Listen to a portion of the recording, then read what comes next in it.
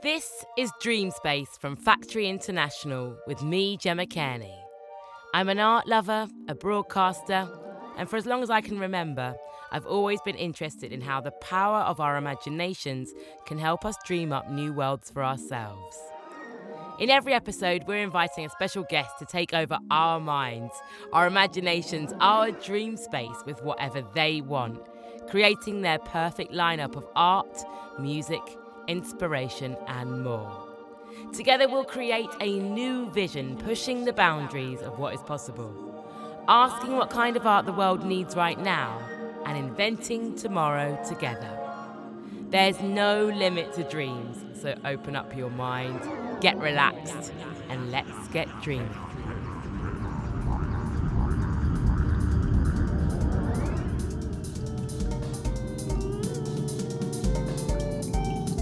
Today, our dreamer is the brilliant Scottee. Scottee is a multi-award-winning artist making work for theatres, ears, and walls, tackling topics such as class, bodies, queerness, privilege, and so much more. Based in Manchester, this year they've been working on The Faggots and Their Friends Between Revolutions, a piece of musical theatre about a world where fables and myths celebrate queer community, friendship, and pleasure. It had its world premiere at Factory International's MIF 2023 and is described as a manifesto for survival for the marginalised everywhere.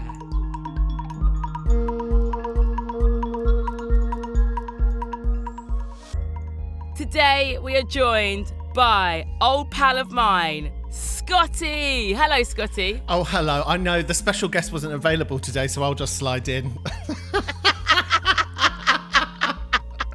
I feel like I've been around the block for a little while these days, and it kind of feels like that in many scenarios where I'm a bit like, I'm being reconnected with wonderful faces that I do know. And it's a lovely, warming feeling getting older, I think.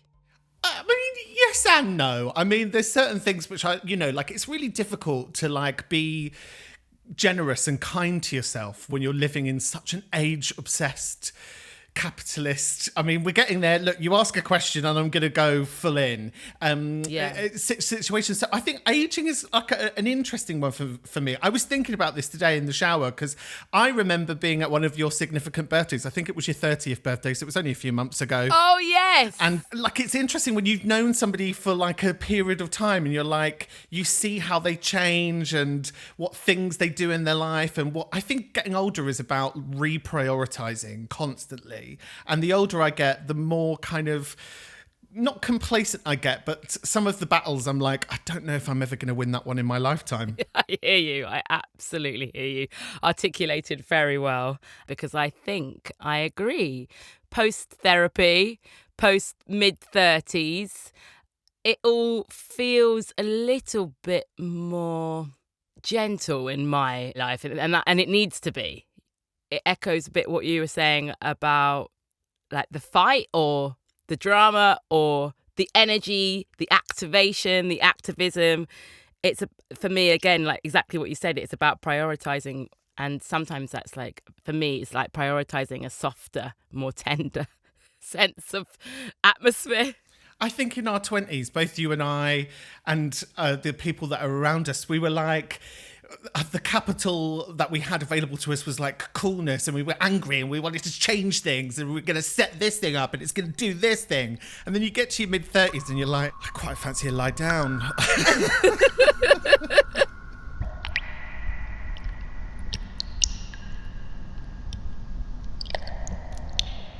This brings me on nicely to us going on a dreamscape together. Imagine the space. What does it look like? We're inviting you into a world that is your own, Scottee. We've talked about where you're at now at this point in your own journey. Where would you like to take us all? What would I look like? I mean, the places that I feel most at home are usually working men's clubs or community centres with a bit of glitter slash and a stage and a sign that says no prams on the dance floor. I love that sort of function room feel that you get in they're very stereotypically working class spaces that have these rules. and drinks are usually a very weird price, but it all feels really accessible to me. It feels like I understand the language. I know what the commerce is there. Often when I still go into art centres, and I've been in art centres around the world, you know, and performed in them, I always feel a bit alien. I feel a bit foreign. I feel like the sandwiches are far too expensive. I feel like I don't understand what the artwork is trying to tell me, and maybe somebody's going to come up to me in a minute and be like, sorry, you're not behaving the right way. So the more that I can make it feel like a nan's living room, the better for me. Just as long as it felt welcoming and there was a cup of tea, because I think a cup of tea goes a long way. So geographically, I think I can be open, but what I want architecturally is quite important. I love that. Welcoming. There is something about a function room or that municipality thought. And I do actually think there may be a synergy with some of the most high-end fancy buildings or art spaces that I've been in that have really wowed me and really helped me feel like I'm sort of levitating somehow, in comparison to a space that you might find on an estate that's used regularly by families, that is dressed up for celebration. There is some kind of something that brings that feeling together. And maybe it is celebration. Maybe it is enjoying oneself. And potential, you know, all of those spaces have potential to be something else the next day. So, you know, like in those function rooms or those working men's clubs, you know, one day it might be a cabaret show, and the next day there might be a yoga practice in there, and the following day it might be a tea group for parents. So I'm really like, I love that potential. I have to shout out Bethnal Green Working Men's Club because you've made me go there in my mind. I think it's one of the best spaces that I've ever been to. It is a beautiful space in East London that I think many of us like cut our teeth at or had a DJ set at or did some experimental performance at. And I think, again, for a certain group of people that were around East London at a certain moment, it was a base for trying things out. And so I feel really lucky that there was that available. I think a lot of the big cities around the world now lack that space because space becomes so valuable that those spaces get commandeered, knocked down, they get turned into condos. And I really feel quite strongly that what we're doing is we're destroying working class architecture.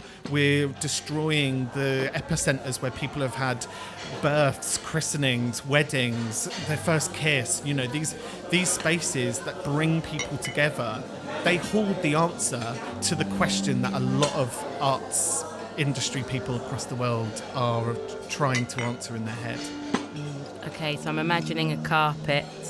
I'm imagining everyone feels comfortable in there and that there's clear signage where you can go for a wee. Whoever you are, you can go for a wee easily.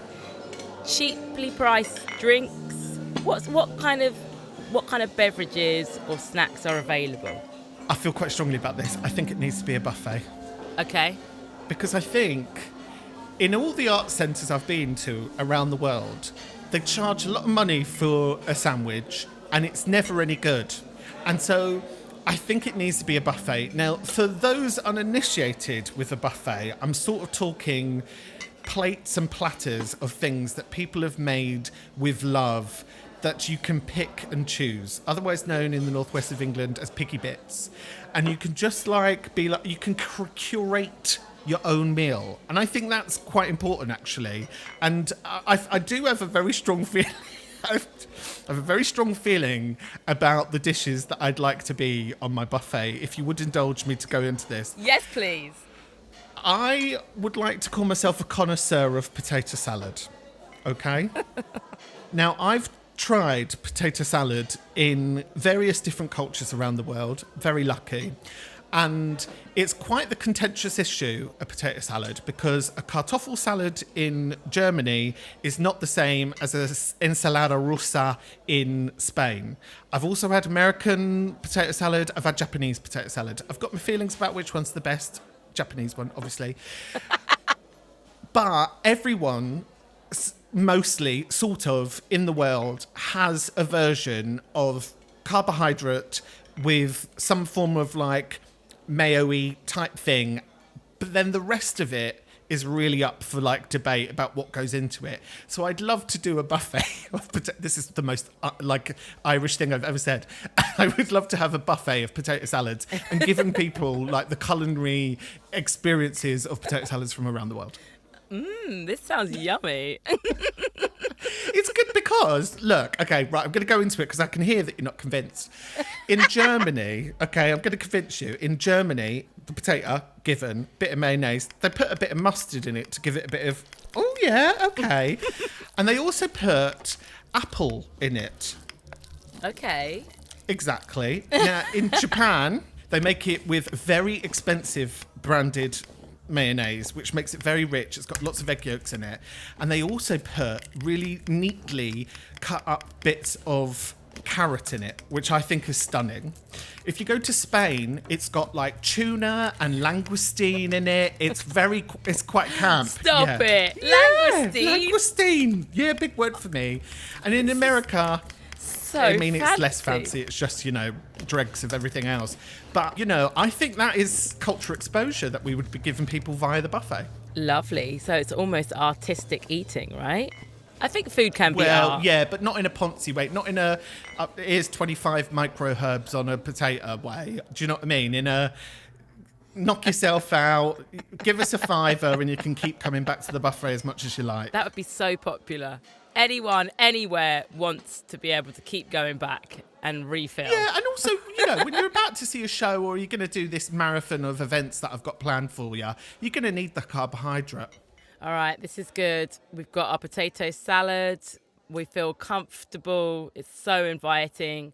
What are we going to see? Where to start? Should we start with the art on the walls? Yes, please. Well, this is largely to bully someone who's very close to my heart called James Unsworth. He's got this project that he did during lockdown where he got fat people from across the world to send him pictures of themselves naked and semi-naked, but in the poses of Greek ancient ceramics, and then he redrew them all. Wonderful. With sort of contemporary icons in them, and it's a beautiful, absolutely stunning collection. You can see it, it's on his Instagram, you can see it. They're all beautiful. He's done a book with them, and he's always threatened to me like, oh, I'm gonna turn that into a project. I'm gonna actually make the ceramics with these fat people on them. And I was like, oh my god, I can't wait to see it. Well, we're 3 years after the lockdowns and he still hasn't done it, so I sort of feel like a deadline might be helpful for him. How big are these sculptures going to be? They're like big Greek vases that they used to keep wine and I don't know, halloumi fries in or whatever, like these massive like plates as well with these beautiful pictures on them. So I think they could be quite big, but I think they'd be beautiful because you'd look at them and you think, oh, these look like ancient objects, and you get up close to them and it's this beautiful array of fat bodies. And I think it's a really beautiful way of platforming fatness and giving fatness space within art centres. I love this. Okay, so we're going to have lovely sound quality. The equipment's going to be top spec, and we will play to your brief. So what is your brief? Well, see, the thing is, you say top spec, but some of the best nights I've ever had out have been with a dodgy speaker when I've stuck to the floor. Do you know what I mean? So a little bit of mildew on the floor where people are sort of sticking to it, I don't think will be a bad thing. I like music that talks to me politically, and I think two bands at the moment that I would love to see with each other, talking to each other musically and politically would be, there's one band from Yorkshire, they're called Yard Act. They do these quiet, poetic, post-punk, post-pulp, chatty, witty kind of takedowns of British gammon right-wing culture. They talk about capitalism. I mean, it's just brilliant and it's excellent. And then there's an amazing trio that I love called Big Joni, and they are like three black political femmes who believe in trade unionism, who literally just come back from touring with Le Tigre, another amazing band, I must say. Their ethics, they check in with people halfway through the gig. How is everyone? Is everyone feeling okay? It's just like a soft, kind, beautiful, politically charged space that I would just love both of those bands to sort of come together and see each other. I think music for me, when it's really hit me or has been the tracks that I'm like repeat, isn't your Kylie Padams, I must say. It's the numbers of which I hear someone is saying something that relates to my experience. So I think those two bands I would definitely love to see in collaboration. How important is category to you? Because if you're filling out a funding app, for example, I know this is perhaps a bit behind the scenes, and if you're an artist listening, then you will know what I'm going on about. But from an organisational level of creating space, exhibition, pieces of work, from being a multidisciplined artist in the world, whether it's live art, whether it's theatre, whether you're creating something to look at and put on the wall, we do have to sometimes distill visions and come up with the right language around them. And I have this flip-flop relationship personally with category because it can often be quite binary. What do you think in terms of form and category and genre? I think I'm really blessed to have never been trained or have any form of qualifications, because it's never been something that has ever felt this is what I do. I am a ... So I've made dance shows, I've made circus shows, I've made countless cabarets, light entertainment shows, I've got podcasts. Across all of my work, be it audio, performance or fine art, reclamation of spaces, installations, the one common theme is about giving place to people who aren't given it. It's about a gathering. It's about bringing people together and to listen and to think productively about our futures. So, I think category I'm not that holy about, in the same way that when people say, oh, what do you do? I'm like, well, I'm an artist. And then they're like, well, what sort of art? And I'm like, I mean, just all art. I just do art. Why do we need to narrow it down? And I think we could all do with being a little less precious about how we're seen professionally. I think for me, it's about the intention behind the work, behind the person. It's more about what are we doing with this money? How are we doing with this money, and what benefit? I think work for me fundamentally has to have purpose.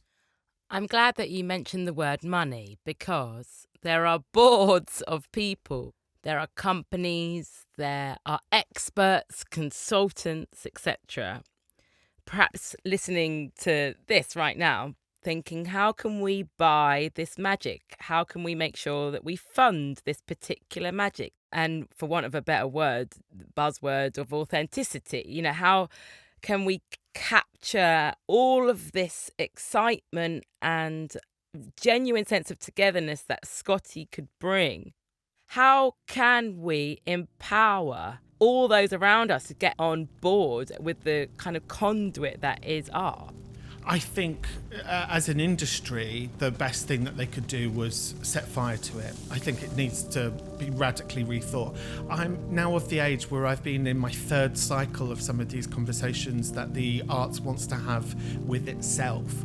And where I think these conversations are really important, there is no structural change that happens with them. And when you've repeated those conversations and you've been in those rooms time and time again, you become fatigued by it. I think particularly in the UK, there is a lot of money that is spent on what I like to call artistic, architectural romanticism. And it's this idea that we must keep these buildings in place because they've always been there and it's important. And I think you have to start at the ground and be like, why is this building important? Why is it so important that this building is giving disproportionately this amount of funding? And I think when things are funded through the public purse, I think the public have the right to scrutinise them. And I think we have to move away from this idea that because it's a building, it's somehow precious. And I think artists do have the answers because they know what audiences are wanting and thinking and feeling. And so I think it has to get out of the boardroom and power has to come to the worker. And I know I'm going to sound like a massive trade union socialist, but, so what? I am. I think there has to be greater respect and responsibility and cash and care given to artistic to do that work.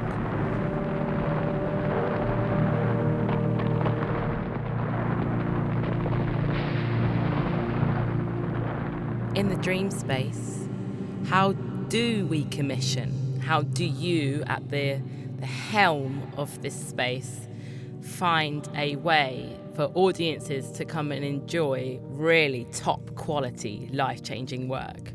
I think, do you know what? I don't think it's that magic. I think people like to think there's some weird, particularly like organisations are like, oh, how do you reach working class audiences? I'm like, you just make work about working class issues. It's not that difficult. It's really not that hard. You make your spaces accessible. I think if you just think about it holistically, if you just think about like who you want to get into that space, it's really easy to find ways of getting them into that space. I think for too long, the arts industry has had this conversation with itself where it's like, how do we reach hard to reach communities? And I'm like, that's the wrong question to be asking. What you've got to be asking yourself is, why don't they want to come to see our dusty old Shakespeare play? Why is it that no one wants to come to that? Well, I'll tell you why no one wants to come to that. But if you see some of the biggest pieces of work that have had massive audiences and massive working class audiences to it, and it hasn't even looked at accessible pricing tickets, that people are feeling and thinking right now, and it speaks to them, and it is in language that they understand, and it is in methods in which they understand, and they will come to it. The arts likes to think it is super difficult, but really that's just a curtain to hide behind. I am in love with this dream. I really, really, really am. I want a party to finish on, though. I mean, it can't just be all art. I do have a question before the party happens, though, because I feel inspired. I've come into this space and I'm inspired. I've learned a lot and it's cool and I'm feeling my best self. My eyes and ears are open. How do I leave the space and take this feeling? What's that practical piece of advice? Quite often, I think people mark upon the care that I place around my work and the boundaries of which I place around my work. So there's always a structure within it in which if people are given a free sheet at the end, they are given forwarding directions to organisations that they might collaborate with, work with, or understand. I'm always asking organisations that are hosting me to be like, okay, what other work are you doing that's going to back this up? And for us to be like really open about that.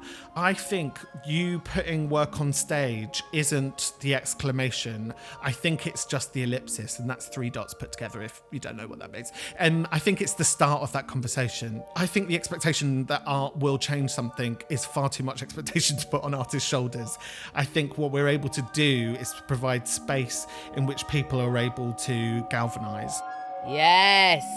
Oh, oh, oh, oh. I feel ignited. Okay, I've gone back to my robust 20s. Thanks, Scottee. I'm going to go and put on a huge 80s prom dress and get out there.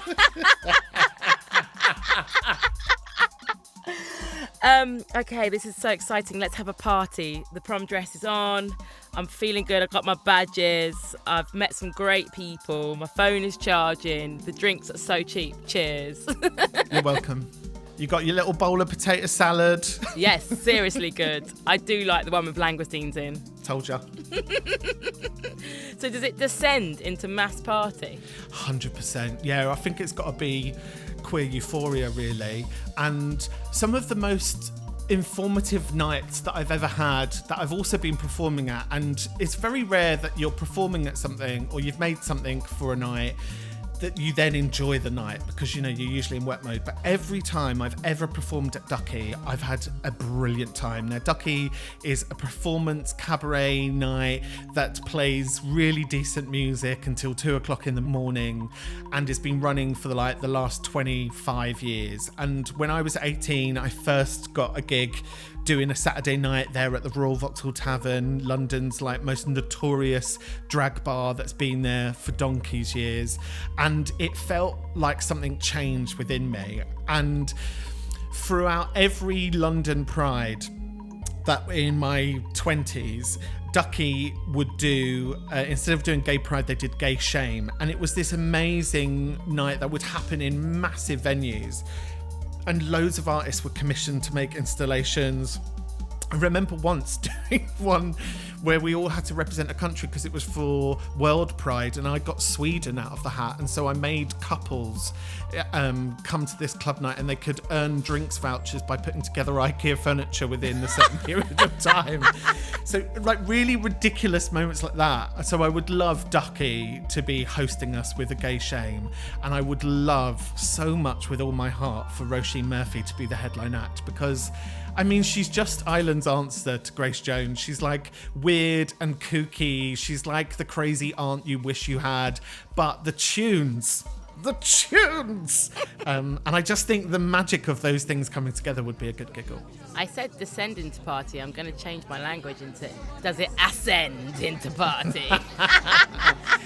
I think it will, yeah. And I think it will finish at a suitable hour. I think 2:00 is the sweet spot, right? Because, you know, gone are the days of me going out much, shall we say, much later. 2:00 is definitely a limit. 2:00 for me feels like, oh my God, I've been out for ages. My goodness. I mean, that even feels a bit late. I feel like I'm quaking. We'll have some paracetamol ready for the morning. Oh, wow, Scottee, it's been a feast for the imagination. Thank you so much. This is going to be the best party dream space ever. And I think that being able to leverage power for artists so that a blueprint that feels safe and something that we can all work towards without it being too lofty and in that really annoying institutional hierarchical difficulty that we create within art worlds. I think we need to smash down those barriers and just say, look, this is fair and this isn't.